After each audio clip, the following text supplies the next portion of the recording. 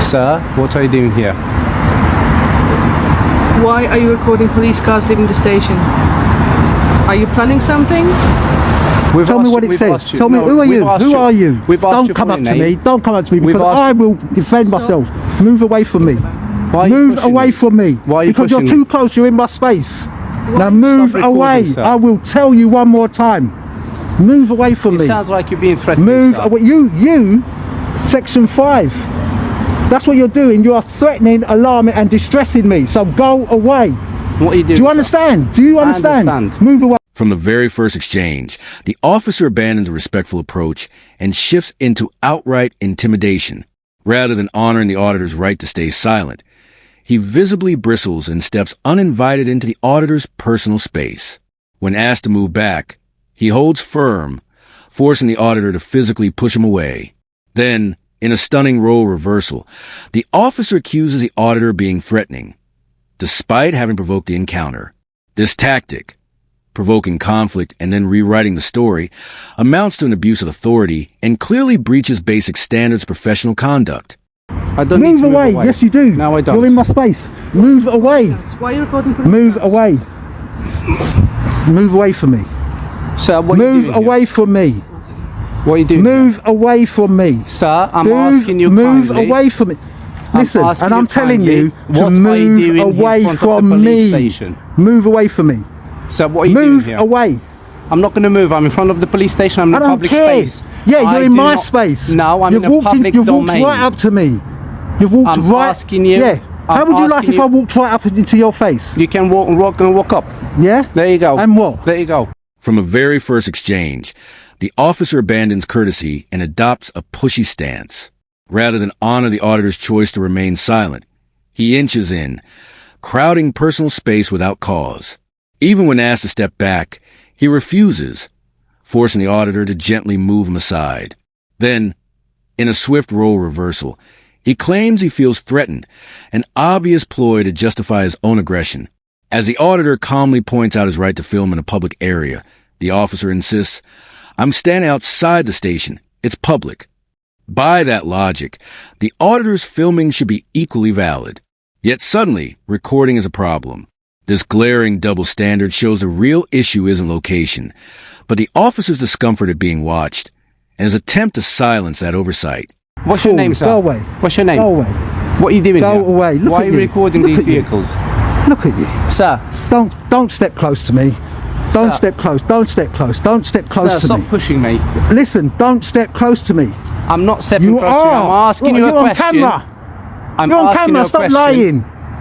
I'm asking you a question. Don't step What close are you to me. doing Who here? are you? My name's Stefan Astasi. I'm a police officer. Get your warrant card out and show me. I have done that already. Show me again. I didn't see I it. don't- You was too close to me.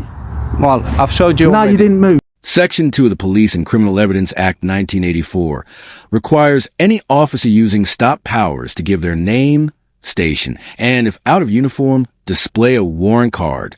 Although this officer claimed he'd shown his ID, the auditor couldn't clearly read it and reasonably asked to see it again. By refusing a second display, the officer undercuts his own transparency. A simple re-show of the badge would have eased tensions, but instead he chose secrecy, breeding suspicion. Police are meant to operate openly and professionally. Here, ignoring basic identification rules and leaning on intimidation to the exact opposite. You're recording I don't care. it. We're not Yes, going to I allow you to record our... Oh, well, go away then. No, you go away from I'm it. not going Why anywhere. are you recording? Why are you here? Don't ask me questions. Are you well, sir? Don't ask Are me you questions. mentally Don't unwell? ask me questions. I said go away. You're harassing me now. I'm not Are you harassing you. really- I'm Section asking 5, you're harassing me. You're causing me asking you a alarm simple and question. distress. Now go away. I'm sorry to hear that. I'm asking a simple You're sorry to hear question. that. So Yes. you like committing offences, do you? I'm not committing Yes, any you are. offences. You've stepped right in front of me. You're causing me a Section 5, What's a Section 5? a Public Order Act. What do you Section mean? 5 of the Public Order Act. You are causing me alarm, harassment and distress. Now go away. It's alarming that this officer didn't recognize Section 5 of the Public Order Act, a core law banning any conduct that causes harassment, alarm, or distress. Officers lean on this statute during tense public encounters and disturbances. His unfamiliarity with such a fundamental rule casts doubt on his training, judgment, and overall readiness to serve. I don't need to go away. I'm asking you. I'm asking Are you what detaining me? Are you detaining me? Not yet. Not yet, not at all. Get out of here. You can't. Get out of here. So you touch me and that's an assault. Of course I can do what I want. Sir, Don't please just stop. go away from me. Sir, I'm asking you Shut nicely up. to stop I don't recording. care if you're asking me nicely, and I won't stop recording. No. Then tell me why you recording. No, I'm not going to tell you nothing. Why are you recording?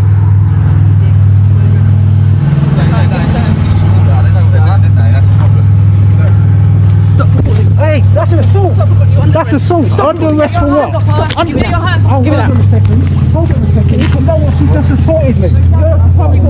Assaulted me. What's happening? It's on camera. It's okay. It's okay. It's on camera. It's shocking to see an officer resort to physical aggression against someone who wasn't breaking the law, just filming in a public place. Instead of giving a clear warning, he slapped the camera and twisted the auditor's arm, actions that go far beyond any reasonable use of force. By law, police may only use force when it's strictly needed, reasonable, and proportionate, either to stop a crime or to make a lawful arrest. Here, no crime was in progress and no order to stop filming was ever given, so those blows were completely unjustified. Any unwanted grab or push counts as assault under our laws, and that camera smack clearly qualifies. Then the officer arrested the auditor without stating a specific offense or explaining why it was necessary. That failure makes the arrest itself unlawful and could amount to false imprisonment. Despite the rough treatment, the auditor later got his camera back and kept recording. His calm persistence underscores a simple truth. Public spaces belong to everyone, including those who document what happens there. My camera was snatched from the tripod and the filming was stopped. If you could hear, the female plainclothes police officer said you are under arrest. That's an assault. That's assault. Under arrest for what? I did not know why she decided to arrest me, but I know she had assaulted me by twisting my arm behind my back. She was the one that also grabbed the phone from the tripod. I was then held again with my hands behind my back by the two officers who had exited the car. About 5 other officers came out and stood in front of me. I was held like this for about 5 minutes. During this time there was a big huddle and many officers were saying he's an auditor. It was after about 5 minutes I was handed back my phone by one of the officers. I then switched it back on and started to film. Hello, sir. Hello. Right. I don't know what's happened. Okay. So my name is Sergeant Robinson. Yep. I'm currently the section sergeant responsible for the emergency response team at this current time. Okay. I was aware that you wished to make a complaint. You've been asked to wait inside the front office until one of the public access officers could speak to you and arrange whatever you needed to be done and dealt with. And if you needed to speak to a sergeant for that to be done. Okay. I understand something since has happened. I don't really know what. I'm trying to ascertain what has happened. Okay. Okay. But I can see the officers that were initially involved from CID are no longer here. Okay. So I need to find out who they are and what their account is. Then the sergeant dropped a surprising detail. These weren't uniformed officers, but plainclothes detectives from CID. Even though they specialize in major investigations, fraud, drug trafficking, violent crime, their powers to arrest are identical to those in uniform. That authority, however, comes with the same legal limits. They must obey pace, uphold the police code of ethics, and follow strict force guidelines. Rushing away after roughing up and wrongfully detaining the auditor shows they knew they'd gone too far and wanted to avoid scrutiny. This wasn't a lawful operation. It was a blatant misuse of their badge. I'm going to ask you to wait back in the front office at this moment in time. I will try to find someone to come and promptly deal with your complaint, as I believe it is. No, that's a separate complaint. Okay. I want them to. No, I need them to be charged. So if you wish for them to be, and a further complaint to be made, that can be done and dealt with, but I need the time to identify who they were and what's happened. Okay, so let me... I've literally just come down to find out. So let me just say this, Sergeant. I've just been stood there with my hands behind my back. Okay. Yeah. Technically under arrest. Okay. Yeah. As in, have you been told you are under arrest? I'm sure that's what the woman said. Yeah. Which woman, sorry? The one that assaulted me. CID? Or I don't know where she is. She was in. She was plainclothes. Right. The moment an officer declares, "You're under arrest," PACE Section 28 demands they immediately state the precise reason, and then, under Section 24, ensure the detention is both necessary and proportionate. In this case, the auditor was struck, told he was under arrest, and then simply left alone without any booking or formal steps. Detaining someone without following these legal requirements is classic false imprisonment. There was no lawful basis to hold him once the proper procedures were ignored. I'm sure that's what she said. Otherwise, I wouldn't have been held by 2 police officers, because if I wasn't under arrest or detained, either one of them, then they'd have had no right to. One second. Yeah, I would have had no right for them to be holding on to me, first and foremost, because that would have been an assault, because I wouldn't have been detained and I wouldn't have been under arrest. So therefore somebody's assaulted me if that's not the case, right? Firstly. Secondly, I want to know why everybody's disappeared and nobody's telling me with a bit of paper who these people were, because the guys that was holding me didn't identify themselves.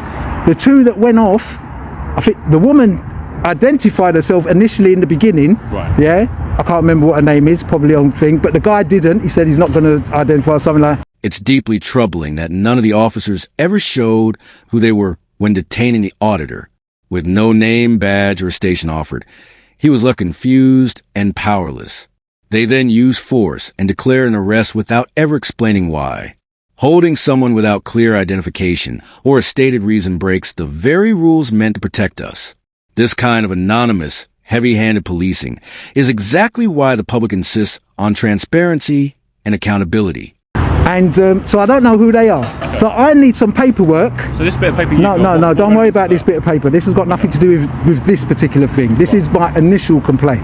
Yeah? So I had business to be near. First and foremost, let me just say that. They came out and they was asking me, what am I doing filming? I'm in a public place, I can film. I don't need, right, and I don't need to answer them. I don't need to account for myself being here to them who I don't know who they are, in plainclothes people. They could be random people, right? They could be random people. During the confrontation, the auditor calmly reminded the sergeant that recording in a public space is fully legal, and the sergeant agreed.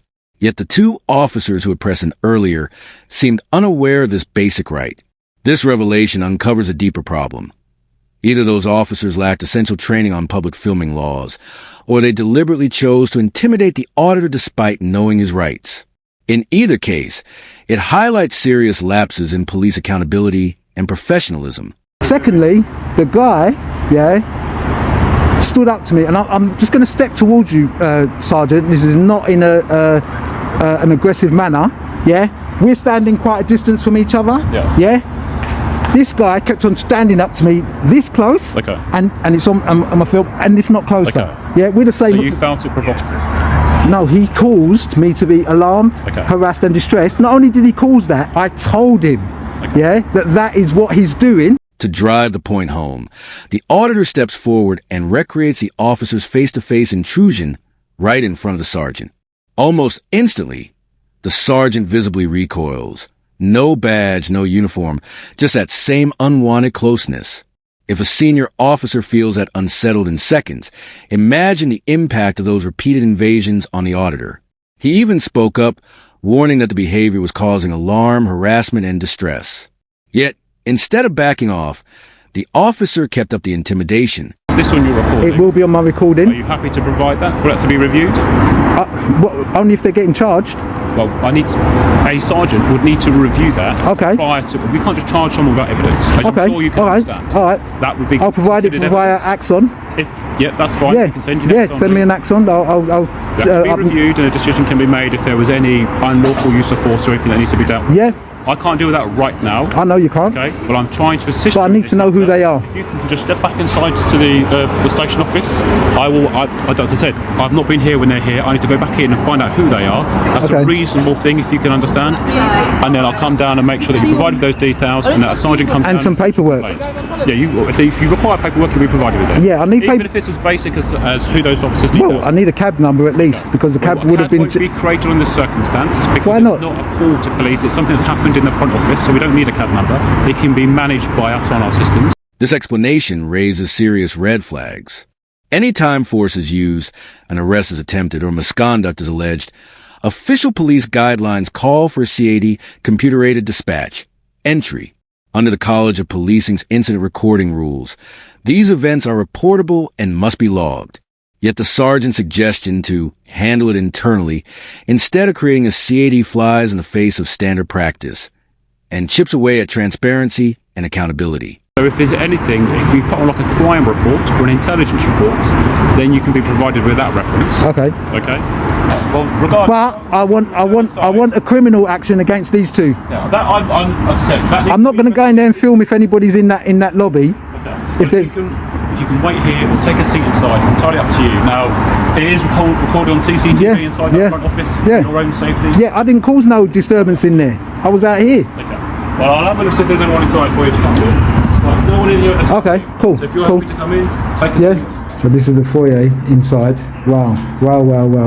What kind of nonsense just happened? From a moment the off-duty CID detectives confronted the auditor, their challenge rested on no legal footing. Instead of respecting his right to film in a public space, they closed in on him, invading his personal bubble. When he declined to answer needless questions, one detective yanked his camera away and twisted his arm. Then, without ever stating a lawful reason, they slapped on handcuffs and declared him under arrest. Worse still, none of the officers bothered to identify themselves by name, station, or badge as required under PACE Section 2. After roughing him up, they quietly slipped away, leaving no record or explanation. Without that video, this blatant breach of procedure might have gone entirely unseen. Now that the encounter is on record, a crucial question remains. Will these detectives face real accountability, or will this simply join the ranks of ignored police misconduct? Let me know your thoughts. If you found this breakdown useful, hit like, leave a comment, and subscribe. For more audits, check out Yardley Ski's channel link below. Thanks for watching. See you next time.